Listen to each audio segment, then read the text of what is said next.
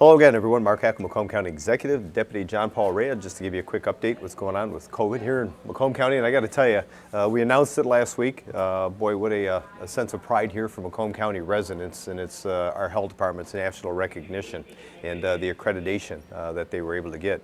It's an incredibly intense process they have to go through. It was about a 3-year process. But the worry we had was going through this pandemic of still being, I guess, if you will, looked at and try to make a determination about our policies, our practices. I don't know if there's another one in the entire country that got an accreditation during that actual process. And hats off to our health department, one of only 9 in the entire state and the largest and the only one in Southeast Michigan to get an accreditation. And that's a statement that the public needs to hear. And I say that because that really says a lot about our health department here in Macomb County. Great job, Bill Rodella, former director, and then now Andrew Cox, with the work that they're doing with their staff in that facility. Mark, it's an incredible accomplishment for a health department to receive this accreditation from the Public Health Accreditation Body, a national body that looks at best practices and standards for public health entities and agencies.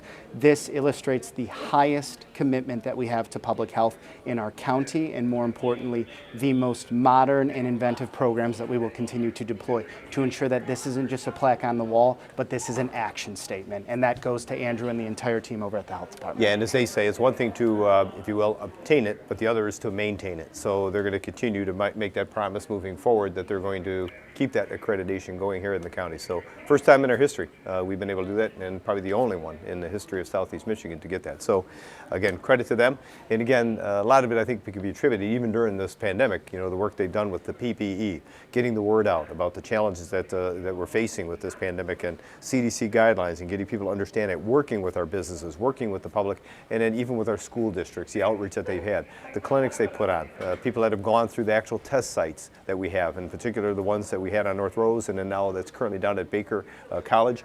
People going through there say nothing but good things about the way they're being treated and how simplified the process is in the vaccination site, the Perculin building, and even the outreaches that we have over there in Richmond Lennox and even Sterling Heights.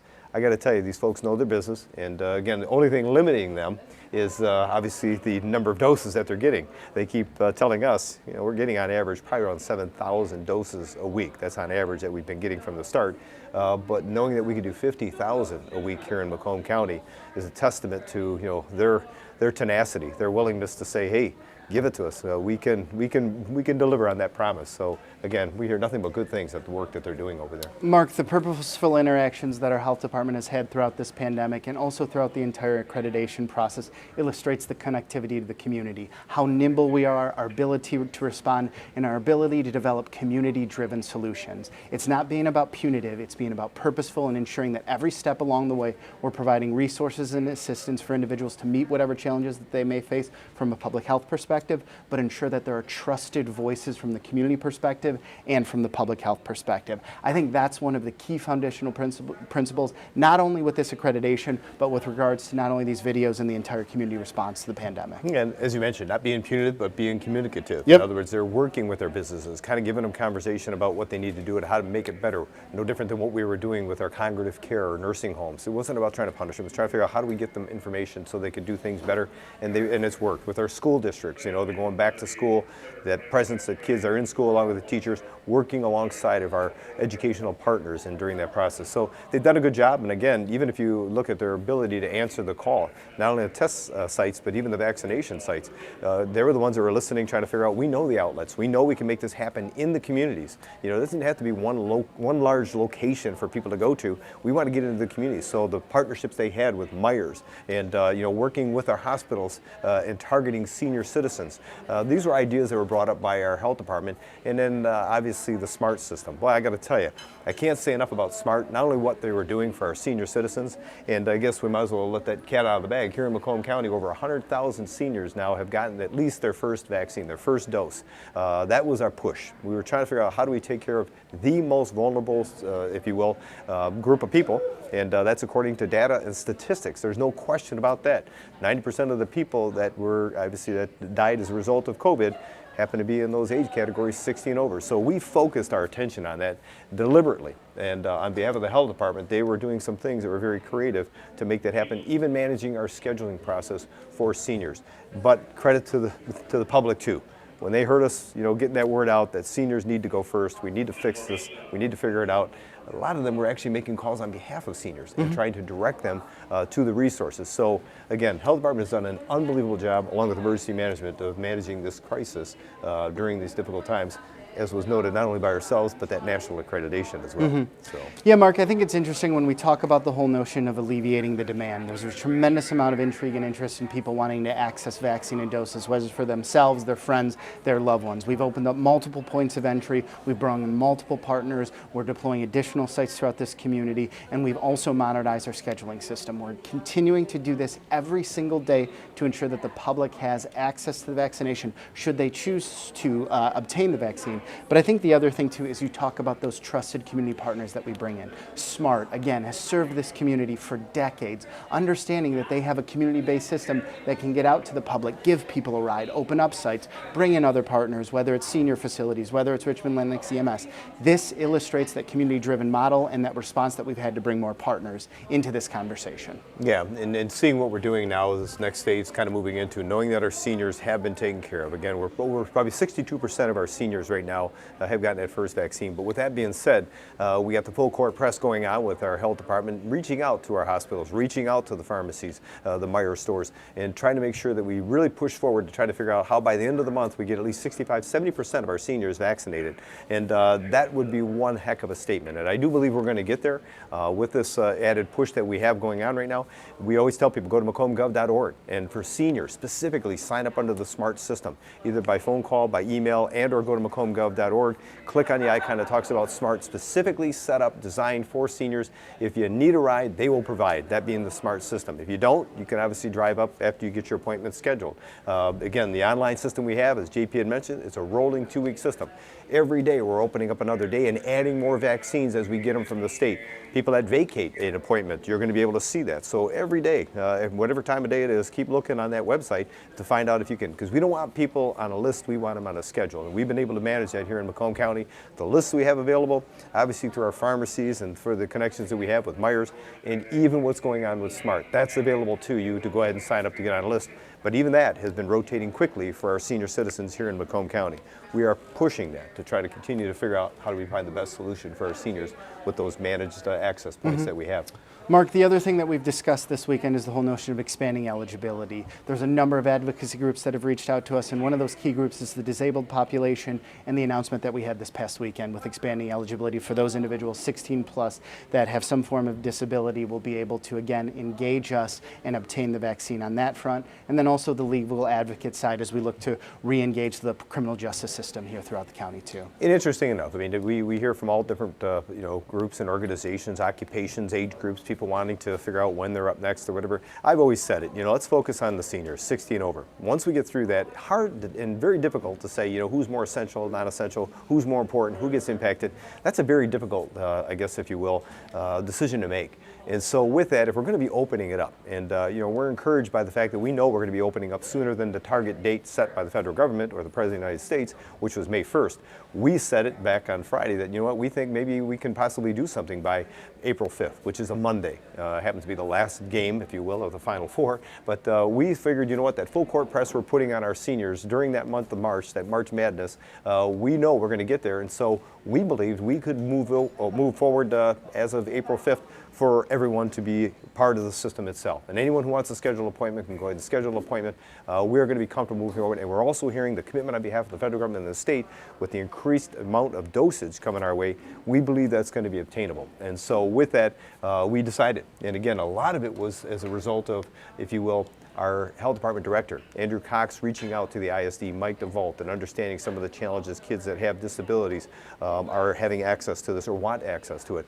And the organizations that are out there, on behalf of folks that, are disabled, saying, what can we do? And so we heard you, we're listening. And so with that, we thought, our health department director said, it's time. Go ahead and allow them in. We're comfortable knowing where we're at with our senior population. It's not going to be as competitive for them, but they deserve an opportunity to go ahead and get vaccinated. So we've already opened that up. And so again, you can go to macombgov.org, look at the list of those that are eligible to go ahead and sign up for it. But I think within a very short period of time, we're going to be opening it up to pretty much anyone who wants a dose. And we know we're already getting through a lot of the teachers. Oh, yeah. We got through a lot of police, the fire. We've done a remarkable job working with our ISD to provide access through vaccination clinics at the ISD for Mark, the teachers and the people in those institutions. Our commitment to working with our K through 12 advocates, every single week we have an update call with the 21 school districts throughout the county with the superintendents, getting intel from leadership, how we can adapt the learning environment, how we can provide resources to those that are protecting the 130,000+ children that are in the K through 12 system here in this county. The vaccination clinics that we've been deploying in partnerships with Henry Ford at the ISD has been an exceptional partnership where we've been able to alleviate the demand, where teachers wanted those doses. We're being dynamic on that end, opening up appointments, all those different types of things, modernizing the vaccination system. Same thing you said with regards to the disabled population, hearing from the advocacy groups, understanding their needs, ensuring that we're prepared for those end. All those things are strategic, purposeful steps that we've taken following the guidelines, working with our healthcare experts, and hearing from our community advocates. It's a great system, it's working, and we're going to continue to rise to the challenge. And we know we can open up more access points once we get more vaccines. They're talking about, obviously, the Ford Field plan, where they're talking about maybe 3,000 to 6,000 doses a day that they can do out of that facility. I got to tell you, we know here in Macomb County we can do 3,000 to 6,000 doses a day with our outreach and do them into the community. So it's welcome news that they're going to put this mass, if you will, vaccination clinic or facility out here in southeast Michigan, Metro Detroit area. But if we were to get those vaccines, we know that we can manage it within the neighborhood. So whatever direction the state goes, we'll manage through that and we'll figure it out. But we know we can make it happen with our community partners here in Macomb County. And speaking of which, we know the vaccination facility is going to be stood up, and that's going to be at Ford Field. But we also understand that the president has come forward with obviously this America's Rescue Plan. It's kind of similar to what we had seen to our CARES funding that we got here in Macomb County. It was $152.5 million. At that time, there were only 4 counties in the city of Detroit. Wayne, Oakland, Macomb, and Kent County, as well as the city of Detroit, got that type of funding. It was substantial. It helped us out in many ways, helping our businesses, helping people with our Macomb Community Action, with our food programs, PPE, test centers, kits, everything we've needed here. So it really was helpful and supportive. But now we understand this new fund that's coming available could be upwards around $170 million coming to Macomb County in more locations. In other words, other municipalities and counties will also share in an opportunity to get some funding direct. So Macomb County stands to get about $170 million. We are going to be coming up with a plan on how we put that forward and vet out the best way of spending that money when it starts to come our way and it gets deposited in the treasurer's account. Larry Rock will be, I guess, he'll be encouraged when he sees that check come in. But we know there's a lot of work that goes behind it. But some of that is going to be very scrutinized, and we want to make sure whatever we're doing is based upon the confines of whatever requirements Mark, are. it's not every day you see a direct deposit of $170 million. However, I think the most important thing about this is every step that we will take will have the highest integrity with regards to the financial protocol that we put in place and also project oversight and integration. Whether it's working with our community action advocates, whether it's working with our senior advocates, whether it's the public health initiatives, whether it's the capital projects that we will look to deploy to leave a lasting legacy to ensure that our county can respond. It's just not about, oh, we got all this money from the government, spend crazy. We're going to have a purposeful strategy that's going to position the county in the best way possible to continue to respond not only to the needs of pandemic response, but to ensure that we continue to be a champion for public health and ensure that our community will respond to any needs in and around the county. Yeah, again, I often look at that. It's a tremendous amount of money. It's not that we're going to stand on top of the county building and make it rain. We're not planning on doing that. It's going to be very controlled as far as what we're planning on doing with the funding and obviously the involvement of the Board of Commissioners, which is the legislative body. With that being said, there are some projects we are very adamant about. And again, why? Not just to figure out how we deal with this current pandemic, but moving into the future, making sure that people understand. You know, our health department is held in high regard, obviously the national accreditation, but even that facility is going to need some upgrade and some change, which may lead into some capital project expenditures. But with that being said, it's something not just for us here today, but into the future to take care of people here in Macomb County. And again, it works alongside our seniors, it works alongside of people that are veterans and people that are in need of some support from Macomb Community Action. So we have some great ideas, opportunities here with some of that funding to do something that really is going to be long lasting and not just something that's kind of a one-time shot in the arm for somebody on the financial side. Mark, in the looking back, moving forward year in review video, you talked about the foundational tenets of the way that the county operates. It's one of those things where in some instances, whether it's other municipalities or other governmental entities need this injection of money to help with the deficiency in their budget or the financial practices. Because the county is in such good financial capacity, we have the ability to inject more creativity into this conversation. It's just not we need to fill this budgetary hole, or we need to pay for this deficiency, or we don't have enough money to cover this. Our countywide elected officials, our department leaders have these dynamic strategies in place and have already put those tenets and benchmarks in place so we can continue to assist the public. This gives us latitude to inject creativity and to look at those things into the future that are going to position the county to better serve the public. Yeah, and we've been trying to serve it as best we can throughout the entire crisis, and this pandemic at hand, dealing with this vaccination process. We know we're going to be getting through that shortly here. I think everybody that wants a vaccine is going to be able to get access to a vaccine shortly. We appreciated everybody's patience and tolerance through the process. It was somewhat, hard to navigate, and maybe sometimes not very easily understood on what every municipality, county was doing throughout the state. But rest assured, we're going to continue to provide that access to the public.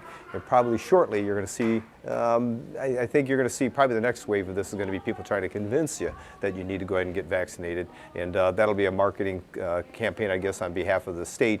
Those that are experts in the area, as well as healthcare officials. But again, I always remind people to make sure that they talk to their own healthcare professionals to make that determination as to whether or not they should get vaccinated. That's probably the people you should be relying upon most, along with your family, to make that determination. So with that being said, there's a lot happening here in Macomb County. We're excited about it beyond what's going on with COVID. We'll continue to update you not only on this, but some of the future investments that are taking place. And as we continue to move forward, I want to remind everybody that we did do a video. It was an update video. It's available online. And again, it's just that look back at kind of that year in review, but also looking forward with the COVID crisis that started on March 13th here in Macomb County 2020. And we did the update for March 13th, 2021. So a year is behind us. There's more to come, but we're going to continue to leverage our resources to do what we can do on behalf of the public. So on that note, I just want to continue to remind you in the meantime to keep you and your family safe.